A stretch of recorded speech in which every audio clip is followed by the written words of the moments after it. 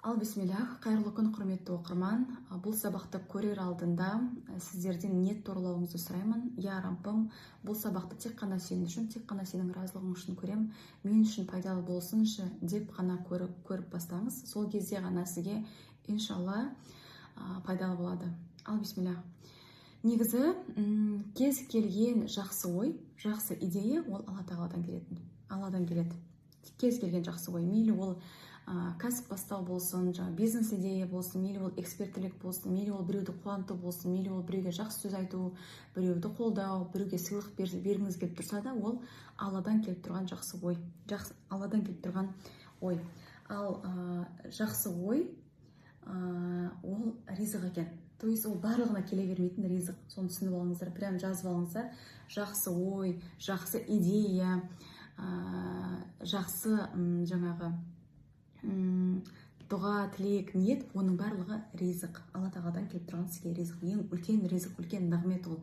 Барлығына бере бермейтін, кез келген адамға беріле бермейтін, ол үлкен ризық, үлкен нығмет. Түсіне білген адамға, бағалай білген адамға, яғни сізге жақсы ой келіп тұрса, немқұрайлы қарамаңыздар. Я Раббым, маған бұл беріп тұрған бір мүмкіндік қой, маған бұл беріп тұрған нығмет қой деп шүкіршілікке келуіміз керек екен. Как должное қабылдамауымыз керек та. Бұл бірінші. Екінші, сізге бір жақсы ой Алла тағала салып тұрса, бір кәсіп деп алайықшы, бір кәсіпті Алла тағала ойыңызға салып тұрса, оны сізге ол кәсіптің жасалу жолында, одан келетін ризықта, одан келетін ақшада, табыста, адамдарда, таныста, жаңа ашатын точкаңызда, араласатын адамдарыңызда жаңағы уже барлығы беріп тұр деген сөз. Яғни сізге жақсы ой берілсе, онымен қоса оның уже ризығы да, конечный результаты да барлығын Алла тағала беріп тұр деген сөз. Біздікі тек қана не? Біздікі тек қана амал. Осы жерде ең бірінші өте көп қате кететін дүниеміз, идея келіп тұр ғой дейміз да, жасап кету керек дейміз да, дұрыс. Жасап кетуден бұрын жасалынатын бір амал, ол біздің ниет. Кез келген іс, мейлі ол амал, мейлі ол қарым-қатынас, мейлі ол эксперттілік, мейлі ол кәсіп болсын, мейлі ол ата-анаңызбен, мейлі ол ата-енеңізбен, мейлі ол күйеуіңізбен, көршіңізбен, әлеммен қарым-қатынас болсын, мейлі ол кез келген сала, ақша алып келетін, ақша алып келмейтін отбасыңыз, кез келген салада сәттілікке жету үшін, сол салада сәттілікке жету үшін, сол салада бақытты болу үшін жасалу керек ең бірінші амал ол ниет. Ниет ең бірінші Аллах разылығы үшін болу керек. Сол кезде ғана жасалатын амалыңыз сәтті шығады. Сол кезде ғана сол сала сізге бақыт алып келеді. Сол кезде ғана сол жасайтын амалыңыз сізге сауап алып келеді. Яғни бір ғана ниет, ал қаншама ар жағынан нығмет. Яғни кейде біз амалдарымыз көп болады, көп амал жасаймыз, бірақ нәтиже нөл. Нәтиже нөл дегенде қалай? Нәтиже Алла мейірімімен, рахымымен береді ғой, бірақ андай құнсыздандыру болады, өз қалағанымыздай болмайды, немесе табысқа шықсақ, табысың өзіңе де жетпейді, артылмайды, немесе қарызға кіріп кетесің, сондай бір берекесіз болады да. Сол кезде бізге мән беру керек нәрсе, ниетім қалай еді? Мен бұны не үшін бастап едім? Мен бұны кім үшін бастап едім деп, осы сұрақты бірінші жауап алуымыз керек. Осы сұрағыңыз реттелсе, кім үшін, не үшін деген жағыңыз реттелсе, Алла қаласа қалғанның барлығын Алла тағала өзі реттеп қояды. Бұл пайғамбарымыздың саллаллаху алейхи вассалам айтып кеткен жаңағы өсиеті, яғни амалдар тек қана ниетке байланысты.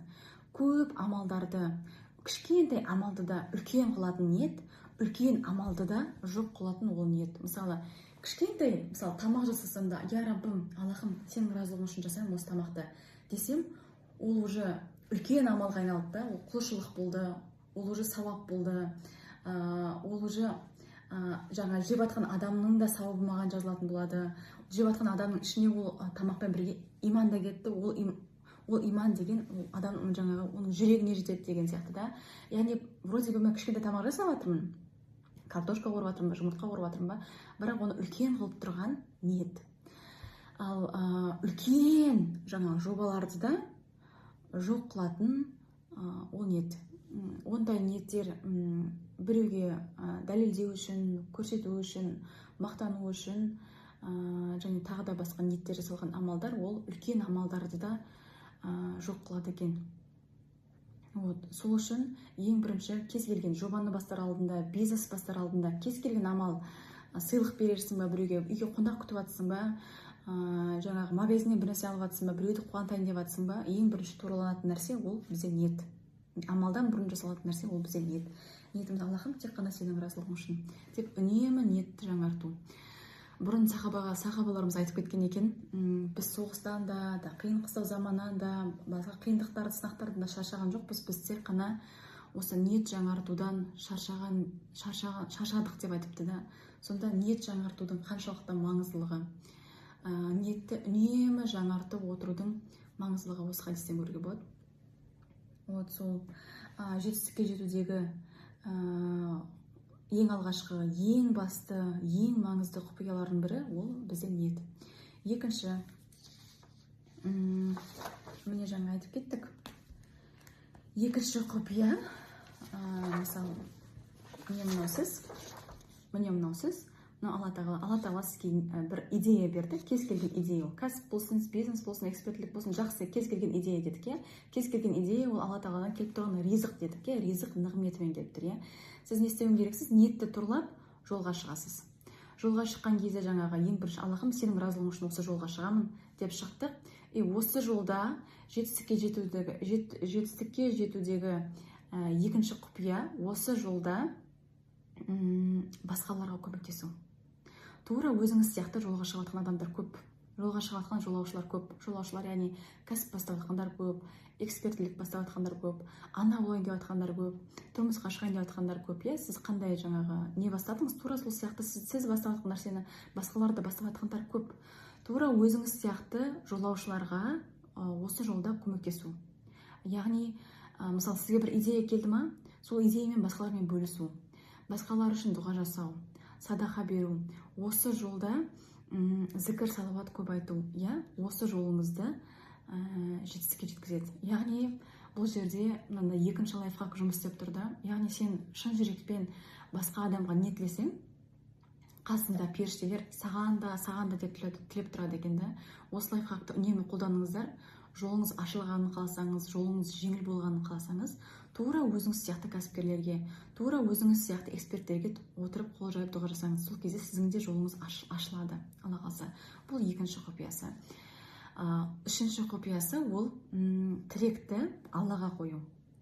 Адамдарға емес, өзіңіздің біліміңізге, өзіңіздің қабілетіңізге, таныстарыңызға, жаңа блогерлерге, басқа бір эксперттерге, наставнигіңізге, мұғаліміңізге, ұстазыңызға емес, тіректі тек қана бір жаратушы Аллаға қою. Яғни, бұл жерде айта кететін зат, сен тіректі біліміңе қойсаң, білім сені адастыруы мүмкін. Тіректі адамға қойсаң, ол адам сені подводить етуі мүмкін да. Керек кезінде жаңа қолдаймай қалуы мүмкін, керек кезінде саған жаңағы істеп берем деген сен істеп бере алмай қалуы мүмкін. Ол да пенде ғой, тура сен сияқты пенде ол да. Тіректі тағы басқа нәрсеге қойсаң, оның барлығы дүние, оның барлығы әлсіз да. Тіректі мықты нәрсеге қойсаң, еш нәрседен жаңағы қорықпайсың да бұл өмірде. Алдыңда мына жолда қаншалықты қиындықтар кездессе де, сенің тірегің мықты болып тұр. Мынандай ішкі тірегің мықты болса, сені ешкім сындыра алмайды. Ал сен мынау ішкі тірек деп елестетсең, мынау мысалы сенде әлсіз болатын болса, сені кез келген сынақта былай сындырып, майыстырып кетеді. Сол үшін ішкі тіректі бір Аллаға ғана тіреу керек. Өйткені барлық күш, қуат, құдірет тек қана бір жаратушыда ғой. Сол үшін тірегіңді осыған байлансаң, ешқашан сынбайсың. Кез келген кәсіпті, эксперттілікте, жаңағы аналық рөліңде, балалық рөліңде, әйелдік рөліңде саған жеңіл болады. Өйткені сен тірегің мықты. Осы тіректі мықты қылу керек бізге. Осы тіректі Аллаға қою керек осы жолда. Бұл үшінші құпия. Төртінші құпия, осының бәрін жасап келе жатып, жақсы идея келді, ниетті турладың, жолда басқаларға көмектесіп келе жатсың, жолда жаңа құлшылығың бар, зікір салауатың бар, басқаларға жасап жатқан дұғаларың бар, тіректі Аллаға қойып келе жатсың. Мына жерге жолдың соңына жеткен кезде, мынаны А деп алсақ, точка А деп алсақ, аны б деп алсақ, мына жерге жеткен кезде, сен артқа қараған кезде, сенің нәпсің, мынаның бәрін мен істедім ғой, я, оказывается, такая крутая, мен сондай мықты екенмін ғой, мен сондай білімді екенмін ғой, маған ешкімнің жәрдемсіз өзім ғана келдім екен ғой деп қалуы мүмкін да нәпсі. И қашан сен солай айтасың, даже айтпай-ақ просто да солай мысленно бір секундқа даже ойлап қалсаң, болды, мына жердегі бүкіл жаңағы келіп жатқан ризығың, жақсы идеяларың, жақсы жобаларың барлығы тоқтап қалады. Мына жерде стоп болып тоқтап қалады. Өйткені неліктен?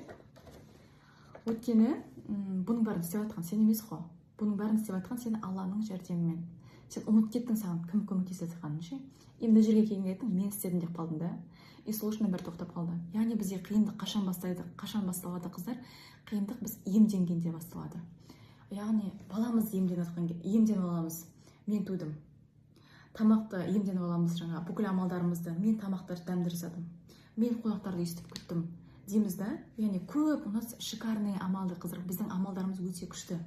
Сырттай қарағанда все идеально. Тамақты да күшті жасаймыз, қонақты да күшті күтеміз, сыйлығын да беріп жібереміз, күйеуімізді де күшті қарсы аламыз, ата-енемізбен, ата-анамызбен барлығын күшті жасаймыз да. И артқа қараған кезде мен істедім деп қаламыз да. И осы жерде бізде андай қоныстандыру болады. И сен емес оны істеген, тамағың да онша емес шықты. Бұдан да күшті қонақ күткендерге барып көргенбіз деген сырттай жаңағы біздің амалдарымызды нөл қылатын сөздерді естиміз да. Ол бізге нәпсімізге өте ауыр. Бұл дегеніміз не? Бұл дегеніміз бізге сигнал. Ниетіңді турла деген. Я ниеттен тайып кеттік деген сөз да. Вот бізде қиындық қашан басталады қыздар? Осы жасаған амалдарымыздың барлығын иемденіп алған кезде. Мен істедім. Я такая крутая. Я такая всезнающая, я такая умная, я такая мудрая, я такая шустрая деп мен деген кезде мынаның барлығы тоқтап қалады. Бұл жерде барлық иемденген нәрсемізді Аллаға қайтару. Аллахым, мен емес сен. Барлық күш, қуат, құдірет тек қана бір өзіңде. Бұның барлығы сенің рұқсатыңмен, сенің қалауыңмен болды. Барлығын өзіңе қайтарып беремін деп тәубеге келу. Бұдан шығу жолы. Жетістікке жетудегі 4 құпия амал осы. Яғни ең бірінші бізде ниет. Алла тағала жақсы ой берді ма? Ниет турлаймыз. Ниет Аллах разылығы үшін. Екінші, осы жолда басқаларға көмектесу, басқаларға жәрдем беру. Ол өзіңнің жолыңды ашады. Бұл екінші құпия. Үшінші құпия, тіректі Аллаға қою. Адамдарға емес, біліміңе емес, талантыңа емес, қабілетіңе емес, тек Аллаға қою. Төртінші, ол бізде иемденбеу. Мынаның барлығын соңында мен істедім демеу. Сол кезде сен келесі одан да күшті, одан да масштабный деңгейлерге шығасың. Алла тағала өзі солай шығарып қояды. Иемденбесең, барлығын өзің келесі этапқа тың шыға бересің. Барлығы сосын налегке болады да. Есть люди, которые очень легко делают проекты, бизнес, жобасында алып жүреді, жұмысында алып жүреді, үлкен бір кәсіпті де алып жүреді, миллионный обороттары бар. Отбасында да бақытты, өзі әдемі, сұлу, барлығын вроде бірге алып жүреді. Ондай жаңағы жетістіктің құпиясы ол иемденбеу. Мен істедім деген сайын адам ауырлана береді. Оның жүріс тұрысы да ауыр болады, жаңағы уже ойлау қабілеті де ауырлау бола бастайды. Оған жақсы, күшті, ризық, нығмет мол идеялар да келмей қоятын болады. Жолы да қиын жүретін болады да. Өйткені ол мен деген сөз, ол салмағы бар ше. Мен істеп жатырмын деген сөз. Как она тащит на себе вот это вот өзінің амалдарын көтеріп келе жатыр да артында. Мен ананы істедім, мен мынаны істедім деп артында жүгін көтеріп келе жатыр. Ол жүгін мен емес Аллахым деп барлығын сен деп Аллаға барлығын тапсырсаң, Аллаға бәрін қайтарсаң, саған өзіңде арқаңда еш нәрсе болмайды. Саған жүруде, жүгіруде, келесі деңгейге шығуда жеңіл болады. Өйткені расымен біз құлмыз ғой, расында біз еш нәрсе істемейміз, барлығы тек қана Алланың ерімен. Соны біз үнемі кешке жақын барлық амалдарымызды абдуллат етіп отыру. Аллахым, бүгін еш нәрсе істемедім, істегенімнің барлығы тек қана сенің мейірімің, тек қана сенің мейірімің деп барлығын Аллаға қайтарып отыру күнде кешке. Вот осындай күшті амалдар Алла қаласа, егер де сіз осы видео сабақты көріп отырсаңыз, яғни бұл мүмкін сізге керек болған шығар, мүмкін сіз осы сөздерді есту керек болдыңыз, иә. Сізге Алла қаласа осы ілім, білім, сондай бір пайдалы, хайырлы, ризығы нығметі мол ілім, білім болсын, өміріңізге жақсы өзгеріс алып келетін ілім, білім болсын, Алла қаласа. Егер де өміріңізде қарым-қатынаста кәсібіңіз жүрмей жатса, болмаса күйеуіңізбен қарым-қатынасыңыз дұрысталмай жатса, немесе балаңызбен қарым-қатынасыңыз дұрысталмай жатса, ең бірінші тексеретін дүниеңіз ол ниетіңіз. Мен бұны не үшін істеп жатырмын, мен бұны кім үшін істеп жатырмын деп ниетіңіз туралап алыңыз. Және де осы айтқан жаңа лайфхактардың барлығын қолданыңыз, Алла қаласа. Менің YouTube каналыма тіркеліңіз. Алда сіздермен пайдалы, хайырлы білімдермен бөлісуге иншалла